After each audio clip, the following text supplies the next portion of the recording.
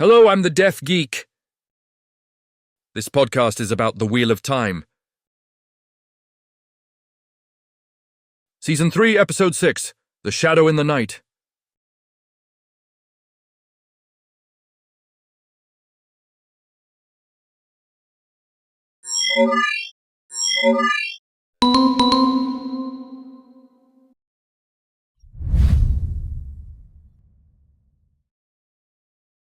There are 3 primary storylines in this episode. Over in Tanchico, we have Elaine, Nynaeve, and Matt.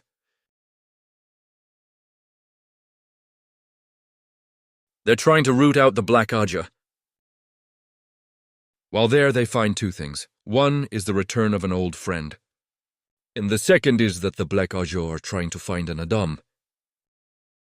They are devices that allow you to control a magic user. Like what the Xianshen used on Egwene. There's a male version, so they're trying to find the components. Will they do so? Over in the 2 Rivers, Perrin is recovering from his rescue attempt. He rescued the Corthans, Matt's 2 sisters. During his recovery, he finds out more about Fail and her secrets. Matt's 2 sisters also have their own secrets to reveal. Meanwhile, over in the Ale Waste, Rand is trying to learn what it means to be an Ale.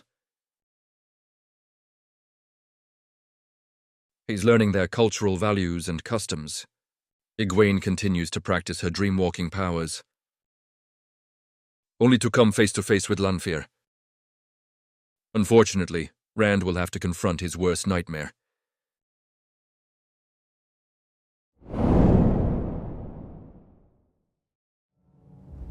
Oh. I didn't know he held sway in the Black Aja. All of us were loyal to Ishamil. But he's dead now, I hear. If you think to play us against one another, know it is a dangerous game, Leandrin. My Cabal are loyal to me, and I am loyal to you. Ask anything of me, mistress.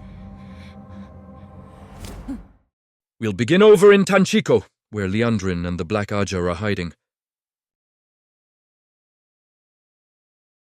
The Black Aja are trying to locate pieces of the male Adam. There are 2 bracelets and 1 collar. They've already located one of the bracelets, and now are looking for the other. In the collar. Their goal is to use it to capture and control a male channeler. We saw a similar setup last season for women, with 1 bracelet connected to a collar. The difference is that with men, there must be 2 bracelets. So that's something new and different. Anyway, Leandrin and her crew are trying to find them. But of course one has to sleep, and when you dream you enter Teleran Ryod. And that means Lanfear, as she's the master of Teleran Ryod. Lanfear cautions Leandrin about her Black Aja members. Some of them have been sneaking off to collaborate with other chosen Forsaken. Lanfear tells Leandrin to identify and kill the double agent. Lanfear also hints towards who the spy is. In doing so, she forces Leandrin further under her thumb. So that's what Leandrin does this episode. She tries to figure out which of the Black Aja who fled to Tanchico is a spy. The spy had been spilling tea to either Samael or Ravin.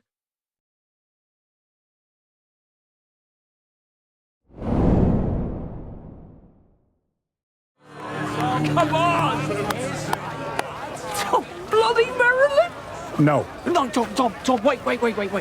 It's me, remember, Matt Coulson. Come on, you remember. How could I forget?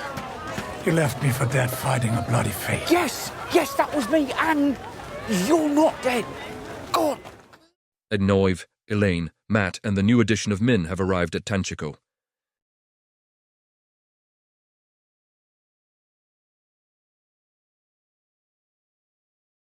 They're trying to locate the hiding spot of Leandrin and the Black Aja.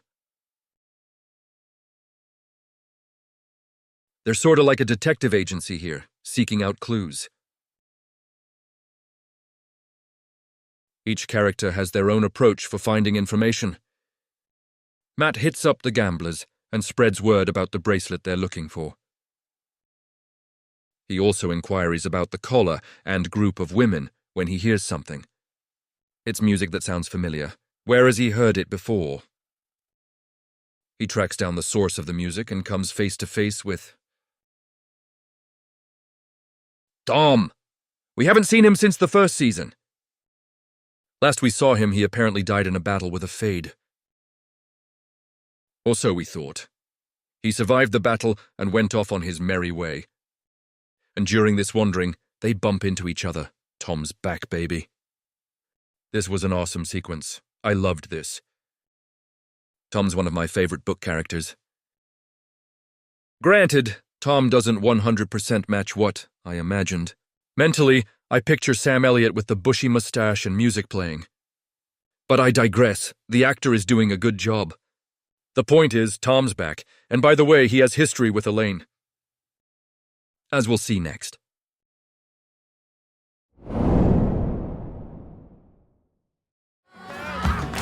Hills of Tanchico. These hills will flatten the whole through. These hills will make a man out of you. The hills of Tanchico. The hills of Tanchico. How's that for the daughter out of Andor? Now this segment was mental. There's a new song called The Hills of Tanchico. If you watch the TV show, you can read the lyrics in the captions. It's pretty obvious what the hills really are. So imagine Elaine, the princess and daughter heir of Andor, who was raised all prim and proper, and she knows the lyrics of this song.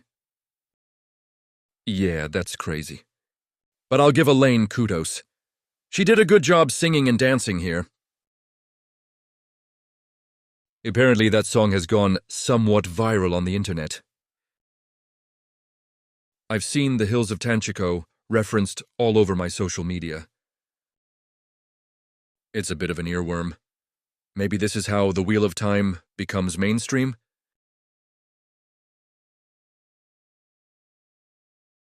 I hope so. That'd be nice to see.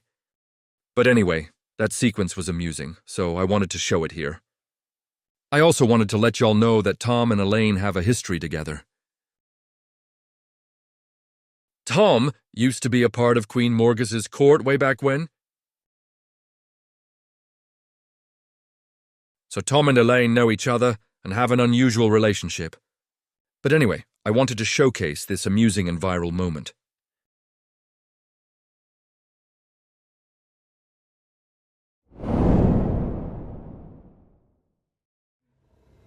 You've blocked yourself. Why? I'm afraid of it. My power. All that power. I hate it, I think.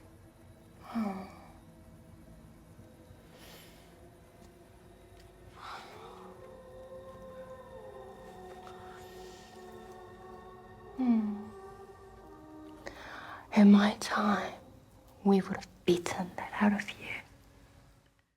As the story progresses, the second bracelet is found. Remember that the Black Aja has the first bracelet. Our heroes found the second bracelet, and both are required to control a male. This happened due to Matt's charisma and spending money to attract attention. Now that they have the second bracelet, only the collar is left. Only one more item to go. But for now, both sides have one bracelet each. Or do they? Mogadian manages to sneak around and finds out this secret. She follows her webs and encounters Nynaeve and Elaine. She uses compulsion to manipulate them into giving her the second bracelet. This segment shows how utterly creepy she is.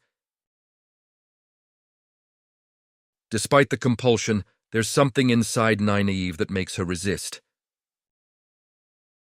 Not that it was a 100% resistance, but there was some tension. Mogadian still was able to get it, so now the Dark Friends have both bracelets. In any case, this segment shows how weird and creepy Mogadian is. Like a spider, she lurks in the shadows and sneaks around to capture her prey. She spins her web and uses that to find out about gossip everywhere. So yeah, she's creepy. Did you notice that her fingertips were black? This wasn't in the books, and I think this is how the show portrays Essa. Sae is how the Dark One's influence manifests in his minions. The more Sa you have, the more crazy and influenced by the Dark One you are. So is this the show's way of showing Sae and making it visible? Anyway, it was a chilling scene.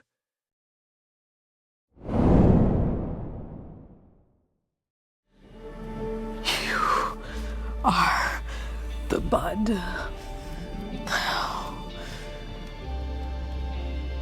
Open.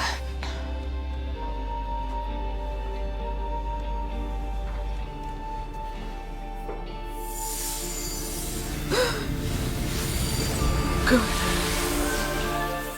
We're now done with Tanchico, so let's switch to the two rivers.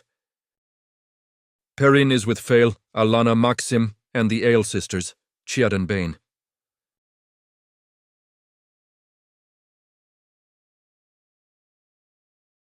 They just successfully rescued Matt's two sisters. The White Cloaks are upset, and their reinforcements just arrived. And just who is leading those reinforcements? Padan Fain. That's the peddler who brought the Trollocs in the very first episode. And now somehow he's involved with the White Cloaks. Whoa! So Padan Fain's back. Interesting. Moving on, I want to focus on two parts. First, we have a grievously wounded Alana, who was injured last episode. She got barraged with arrows and isn't healing well. While Aes Sedai can heal others, they can't heal themselves. Luckily, it seems that Matt's sisters are capable of channeling magic. I'm not sure if it's one or both, or if they both have to work together. That's unclear. The show hasn't explained yet. In any case, Alana teaches them how to channel. Fortunately, the sisters are able to fully heal Alana. This also serves as proof of Alana's speculation. The people of Two Rivers have a hidden strength. It's like there's something in the water. Regardless, that's proof there's an army waiting in that quiet farming village. Maxime has to concede the point.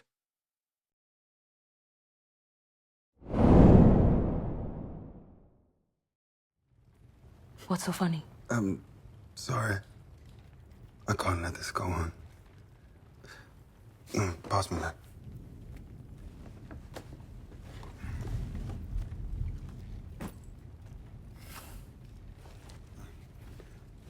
I meant to give it to his sisters, but... You see, that is my friend Matt Cawthon. And that... Is the Horn of Valir. Yes. The second thing I wanted to talk about is about Perrin. He is learning how to become a leader. He's still awkward at it, so Fail is helping him out. Fail tells him that a leader can obsess about the dead or focus on the living. That's the choice Perrin has to make. Yes, Perrin accidentally killed his first wife, Layla, during a chaotic battle. He's also witnessed deaths, including Matt's mother, but he can't dwell on those. He has to accept those and move on. Fail also shared a little bit about her history. It's quite different from the novels. This change has the book readers all in an uproar about it. In the novels, Fail's mother was never a dark friend. She was actually a relatively important ally. So yeah, it was an upsetting change. We don't know if Fail is actually telling the truth. I mean, in the novels, Fail was initially quite cagey about her background. The books and the show are the same in that regard. What she chose to reveal is different, but the idea behind the dishonesty is the same. I don't fully buy Fail's story here. I also enjoy Perrin dragging out the horn reveal, knowing Fail was chasing it. Perrin knew Matt already found it and blew the horn. Fael was trying to find something that was already found. Perrin had to reluctantly let Fael know that it was already discovered. Boy, was Fael embarrassed. Perrin let her go on and on about the horn. But anyway, this clip showed the budding relationship between Fael and Perrin. Like the books, we see the beginning steps of their relationship in Two Rivers. We'll see where this goes, especially considering that I don't think Fael was being 100% honest here. So we'll see if this works out.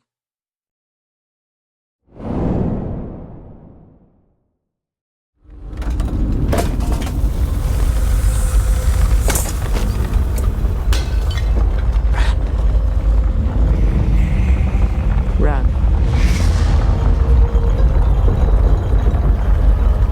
Ran.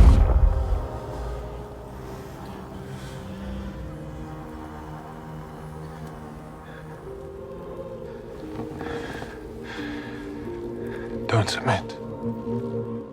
Now we move on from the Two Rivers to the final location, the IL Waste. He didn't make a clip focusing on it, but I wanted to discuss a particular plotline first. First, Egwene continues to work on improving her dream-walking abilities. During her training, she encounters Lanfear. Lanfear's been all over everybody's dreams this episode. Of course, Lanfear has her way with Egwene, as Egwene's still weak in dreams. Egwene still has a long way to go. Lanfear reveals that she's been manipulating people in dreams. Afterwards, Egwene confronts Rand about his dream dalliances with Lanfear. Rand was unaware that Lanfear was torturing Egwene in her dreams. In any case, the relationship between Egwene and Rand seems to be over now. Moving on to the second storyline, Rand's still figuring his powers out. Moiraine asks Rand how to safely use the immense power of the Sakarnan. How does Rand control all the power he has? Rand is, after all, one of the most powerful channelers in the world. Hence why Moiraine wants to get advice from him. Rand bluntly tells her, "Emma, don't submit. You have to constantly be aware of it and be in control. That's how males use the power. They seize control of it. Once you submit to the power, it will absolutely destroy and corrupt you. That shows the constant mental battle that Rand is under." I also wanted to talk about a brief part of this segment. I believe this is the first time that Rand starts to hear voices. Who is this voice? You'll find out later. This is its first appearance. Honestly, as a deaf person, I completely missed it. I read the captions, but the captions didn't make it clear it was another voice. The captions made it seem like it was Moiraine whispering. A hearing person, however, can hear the difference in voices, so they immediately knew something was different. The reason I knew it was a different voice is because of the social media chatter. I was aware of this beforehand and actively sought out this voice, but still missed it. Then I looked online to find the exact moment and realized when it happened. That's one of the drawbacks of being deaf, missing auditory clues. Ah well. But yeah, Rand is beginning to hear a voice. Be aware of this, as it'll become important later on. That's why I wanted to highlight it.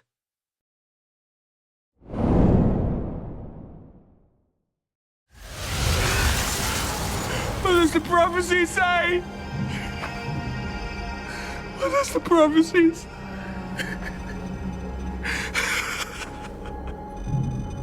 I bring destruction.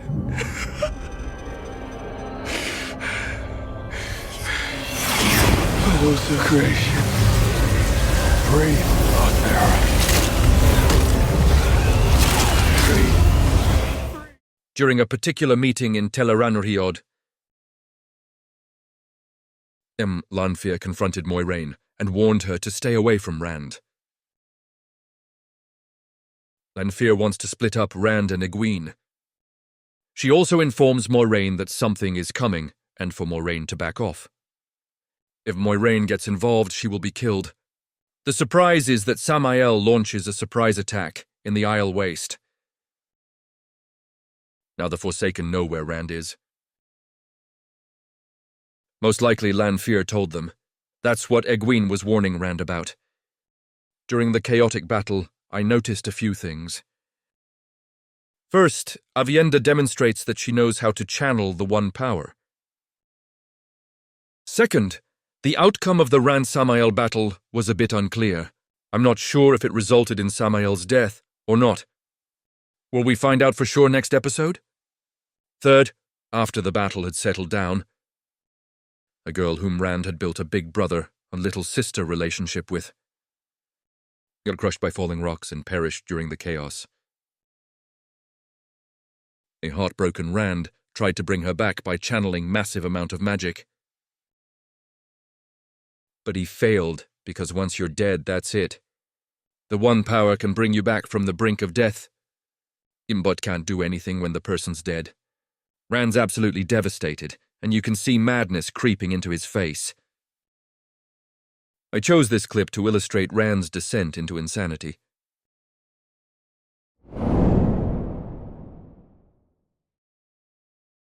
Here are my final thoughts on the 6th episode of The Wheel of Time, Season 3. Let's start off with the ending of this episode. I've been thinking about it. Yes, it was quite an emotional finale and packed a punch. It took a tragic scene from the novels and made it considerably more impactful. I have nothing but praise for that part. However, there was a part that niggled at me. I'm putting aside any differences between the show and the novels. I've said many times, the books are the books and the show is the show. Shows have to change some things around to make the story work for TV. It's impossible to be 100% unswerving from the novels. That won't work, especially considering the 8 episodes restriction from Amazon. So you have to make adjustments to the story. That's not my issue here. Let's focus on the TV show itself here. I feel like the ending could have been so much better. It was a bit of a chaotic, muddled mess. It was unclear what happened, especially the Rand v. Samael battle. Did Samael die at the end? That was ambiguous. I'm not so certain that was intended to be a cliffhanger to keep us guessing. If so, it should have been a bit more explicit. The sequence was too confusing and chaotic, and we didn't get enough answers. That's a negative for this episode for me. It wasn't explicit enough. Either make it obvious that Samael died, or make it more obvious it was intended to be a cliffhanger. The feeling of what just happened dragged the episode down a bit. As for the rest of the episode, overall it was good. I enjoyed the Tanchico part. It was the best part of the episode. Laia Costa did a phenomenal job portraying Moghedian. She was suitably creepy and manipulative. I also noticed Nynaeve's small action of resistance. The show also finally addressed the reason for Nynaeve's block. It seems to be different compared to the show book. In the show, sorry, I meant the books. The block is because Nynaeve only channeled when she was angry. She channeled to heal when she was angry at the situation. The show changed that to her block being her afraid of her own strength. And Nynaeve is supposedly one of the most powerful channelers alive. But she feels humans shouldn't have that much power. So the rationale is different. I wonder how the show will address this change.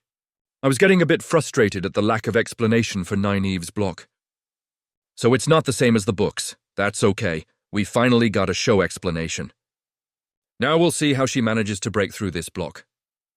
Also, did we get a hint about a potential upcoming Nynaeve versus Moghedian battle? That whole musical Hills of Tanchico sequence was tremendous. Hopefully that'll provide a viral moment for the TV show. My rating for this episode, I'll give it a 7.5 out of 10. Mind you, this show is much improved compared to the past 2 seasons, but I do feel that this was one of this season's weakest episodes. The ending was too ambiguous for me, so it's a 7.5 for me.